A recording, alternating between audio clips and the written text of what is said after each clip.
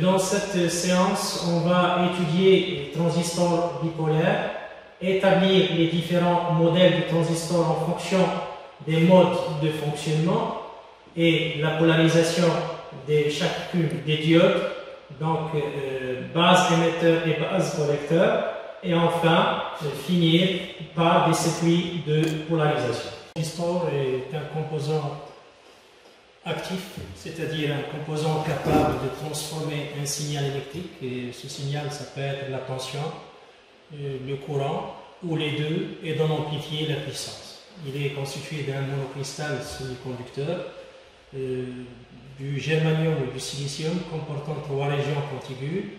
Vous avez l'émetteur, le collecteur et la base. On distingue deux types de transistors, il y a le NPN et le PNP. Le NPN est caractérisé par une base de type P, le collecteur et l'émetteur sont de type N, et inversement pour le PNP. Le circuit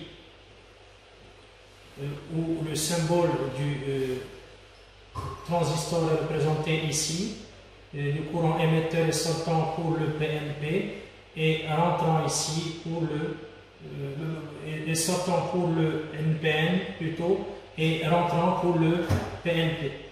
Donc le transistor est formé de deux jonctions, la jonction base collecteur et la jonction base émetteur, et le couplage entre collecteur et émetteur est favorisé par l'épaisseur de la base.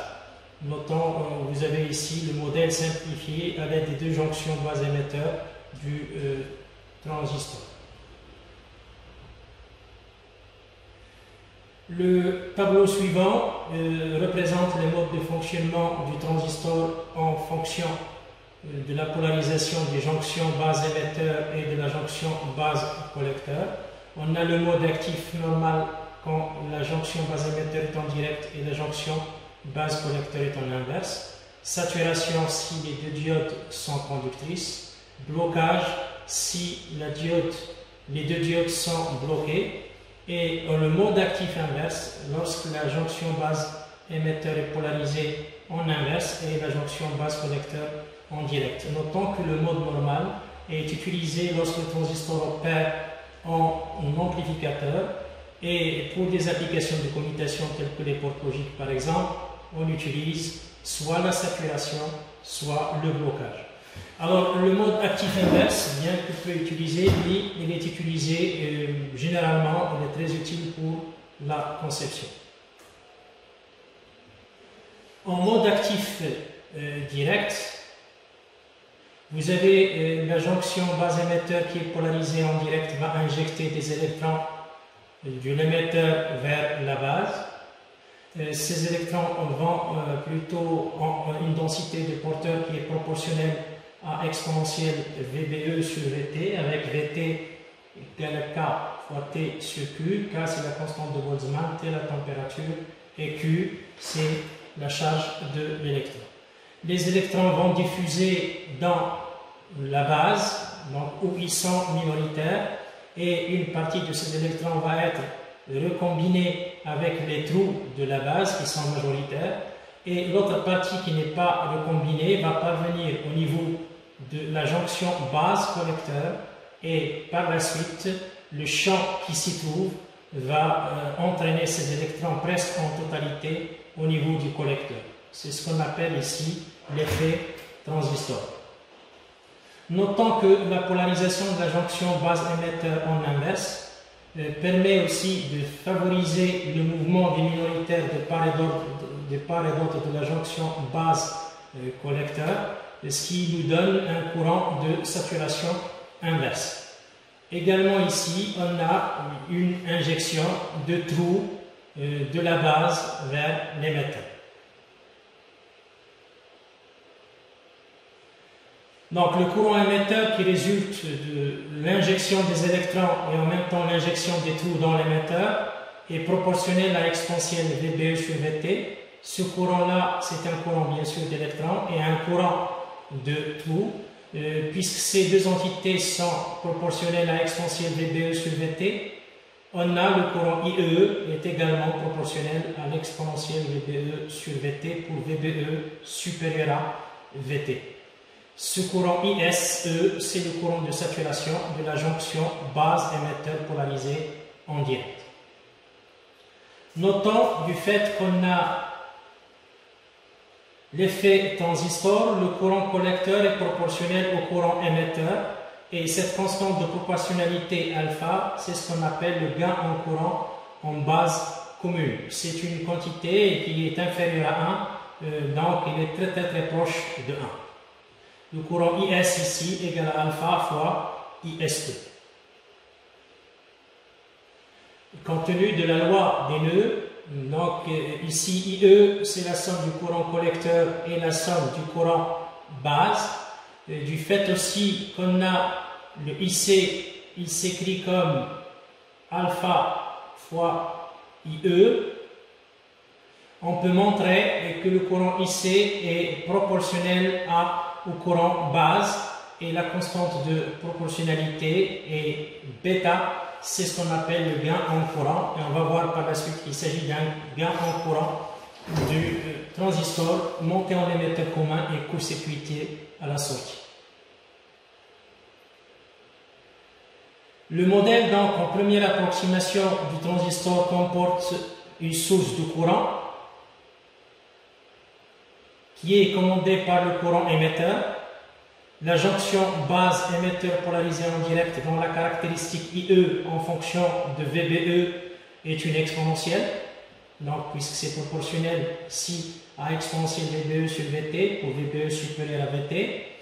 Et on peut également, du fait que vous avez alpha IE égale à bêta IB, on peut représenter bien sûr le modèle du transistor à l'aide d'une source de courant qui est commandée par le courant base au lieu du courant émetteur.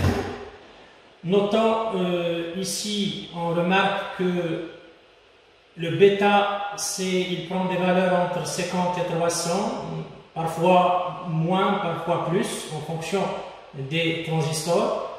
Le bêta, pour bêta égale à 100, on constate que alpha est à peu près égal à 1 puisque c'est un 0,99 ici.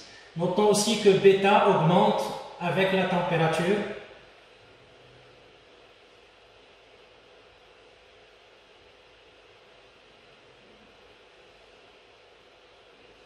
Donc en mode actif inverse, le fait que la structure n'est pas symétrique, l'interchanger le collecteur et l'émetteur se traduit par un fonctionnement du transistor en mode actif inverse qui entraîne différents gains en courant que je vais noter ici plutôt bêta R et alpha R. De la même manière, on peut avoir un modèle équivalent de transistor en mode actif inverse en notant que la jonction base collecteur, cette fois-ci polarisée en direct, est caractérisée par une caractéristique IE en fonction de VBC, donc qui a plutôt l'allure exponentielle, et une source de courant cette fois-ci, puisque l'injection se fait du collecteur vers l'émetteur, donc c'est un alpha RIC.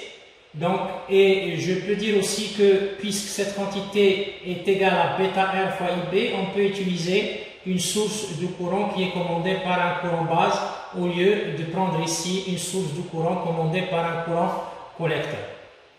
Notons ici que les paramètres alpha R et bêta R ont des valeurs assez faibles. Donc pour l'alpha R c'est entre 0,01 et 0,5, mais le bêta R ici il a des valeurs qui sont inférieures à 1.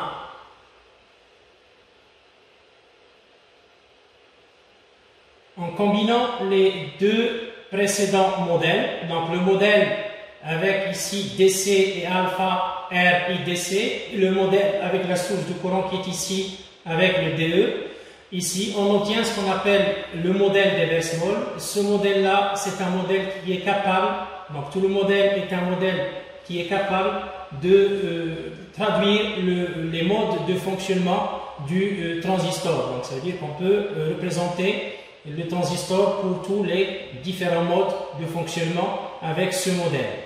Notez ici que puisque le ID et le IDE sont fonction de VBE et VBC respectivement, le courant IC, le courant base et le courant émetteur va s'écrire en fonction, bien sûr, des tensions VBE et de la tension VBC. Le bêta s'exprime en fonction de alpha et le bêta R s'exprime en fonction de alpha R.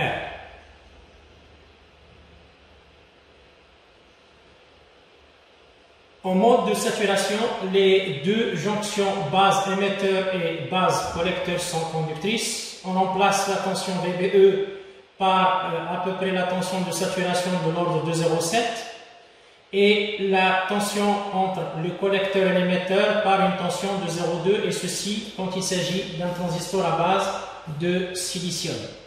Notez que pour ce mode de fonctionnement, vous avez le IB est positif et le bêta IB est supérieur à IC. En mode de blocage, le transistor est un circuit ouvert, il n'y a plus de courant, et ceci est valable quand la tension base émetteur est inférieure à 0,5 et la tension base collecteur est inférieure à 0,5. Ici, on représente les caractéristiques de sortie et la caractéristique d'entrée du transistor. Montée en émetteur commun. Ici, montée en émetteur commun, ça veut dire tout simplement que l'entrée se fait entre la base et l'émetteur, et la sortie c'est entre le collecteur et l'émetteur. Pour pouvoir déterminer la caractéristique de sortie, normalement on fixe le IB et on fait varier la tension VCE tout en mesurant le courant IC. Donc on obtient le réseau de caractéristiques qu'on a ici et qui est paramétré par le courant base. On note que pour une tension VCE inférieure à 0,2, donc on a la région de saturation qui est caractérisée par IC inférieur à bêta IB. Dans la région en mode normal actif, on a IC égale à bêta IB. Et pour la région de blocage, les courants IC et le courant base sont quasiment nuls.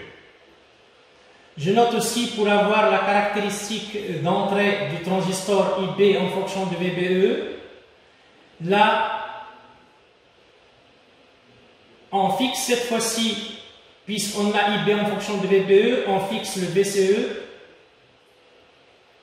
et on fait varier le IB tout en mesurant la tension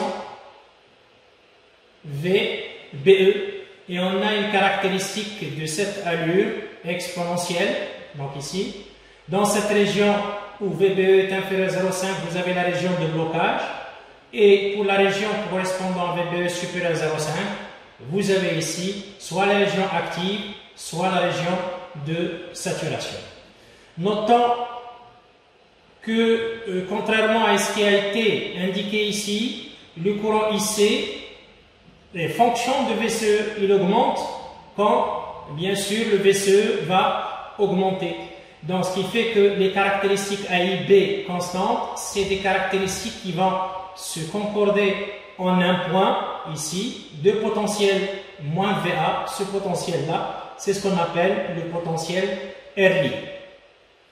Notons que quand la tension VCE augmente, la tension de la jonction base collecteur polarisée en inverse augmente, ce qui va engendrer un élargissement de la zone de charge d'espace, et donc la largeur effective de la base diminue, ce qui va donner tout simplement, puisque le courant de saturation est inverse à la largeur effective de la base, donc une augmentation du courant IC en fonction de VC, AIB constant.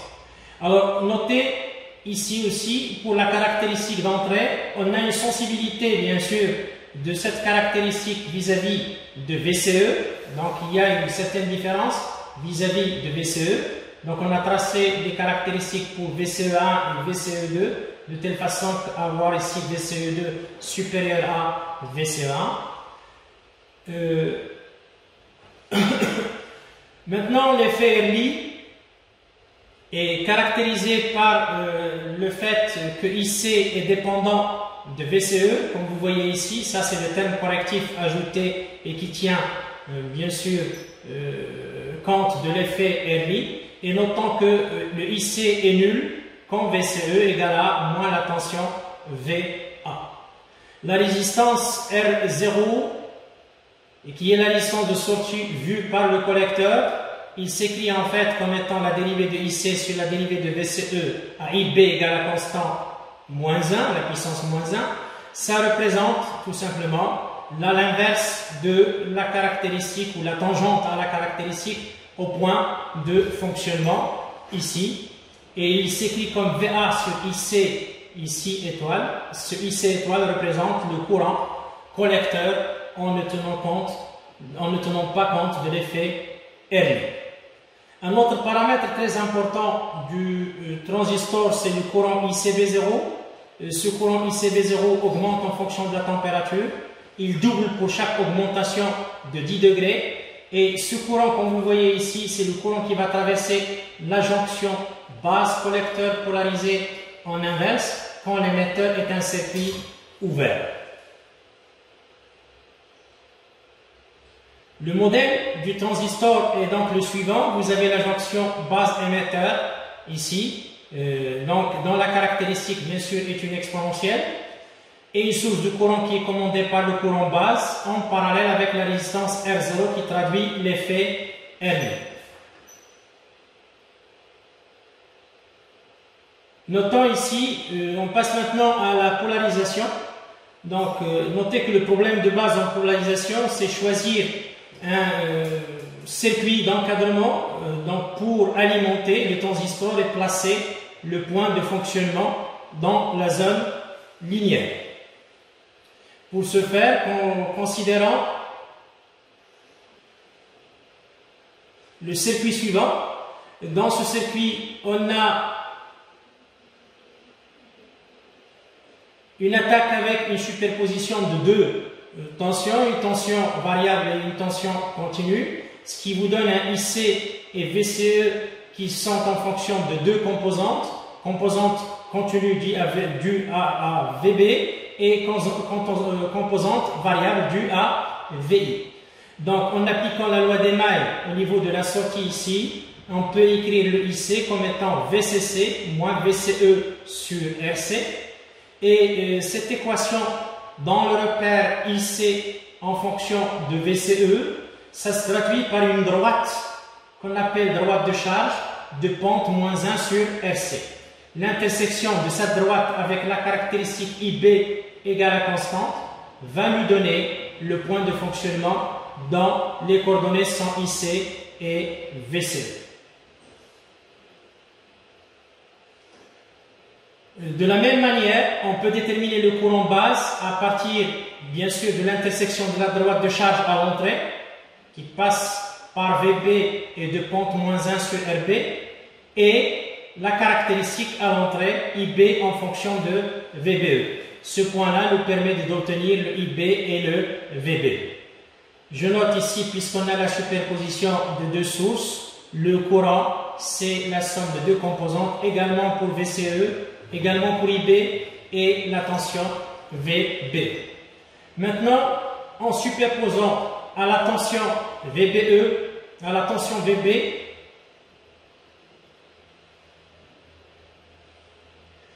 un signal VI, comme vous voyez ici, on le superpose à VB, le point de fonctionnement va osciller dans cette région entre A et B, de telle façon à avoir en sortie un signal variable.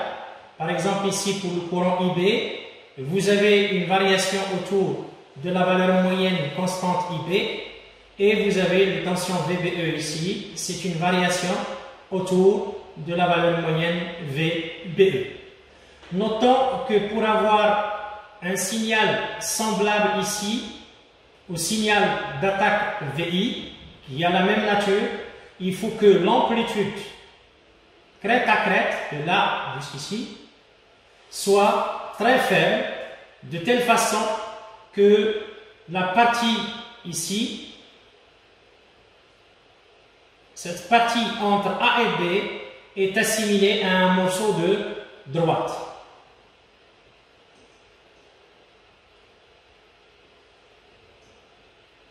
Je note, puisqu'on a IC est proportionnel à IB, donc le IC aussi va varier autour de IC comme valeur moyenne et va entraîner un signal à la sortie VCE variable autour de la tension VCE. Alors, notez une remarque ici, pour avoir une tension maximale, crête à crête en sortie, il faut choisir le point de fonctionnement au milieu de la droite de charge, ou du segment de la droite de charge DC. De pente, bien sûr, la droite de charge est de pente -1 sur RC. Alors, ici, dans cette partie, on va étudier les différents paramètres de polarisation, en fait, plutôt le circuit de polarisation ici. On a le premier circuit de polarisation qu'on a ici, c'est la polarisation par diviseur de tension. Vous avez ici un pont diviseur R1, R2 formé par VCC. Donc on peut appliquer le théorème de Thevenin pour montrer que le circuit est équivalent à celui-ci où vous avez la tension d'attaque V Thevenin avec une résistance R Thevenin. En appliquant la loi d'Emaille à l'entrée, on constate que le courant IC est en fonction de VBE et de bêta, qui sont deux paramètres qui dépendent de la température. Pour rendre le IC indépendant de la température, il faut diminuer, en fait il faut prendre la valeur de VBE assez faible devant VTH et le bêta aussi, de telle façon que RTH sur bêta soit inférieur par rapport à RE. Remarquons ici que R Thevenin, c'est la mise en parallèle de R1 et de R2, et V Thevenin, c'est plutôt le potentiel, en fait ici, où la tension R1 sur R1 plus R2 fois VCC.